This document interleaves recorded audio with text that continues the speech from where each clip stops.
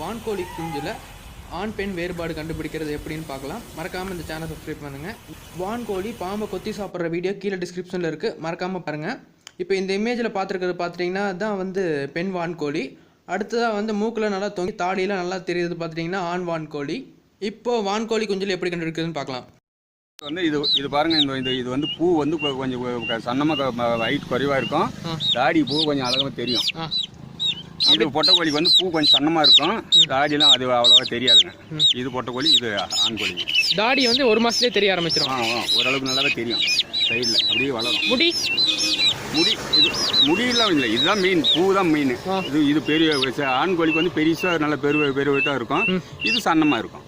ஒரு மாதத்துலேயே வந்து இது தாடி தெரிய ஆரம்பிச்சிடும். ஆமாங்க. மேலே கொண்டை வந்து இது கொஞ்சம் குறைவாக தெரியும், இது கொஞ்சம் அதிகமாக தெரியும், உயரமாக தெரியும். போக போக கொண்டை வச்சுக்கலாம். ஆமாம். மெயினாக தாடியை வச்சு தான் வான்கோழி குஞ்சுகளோட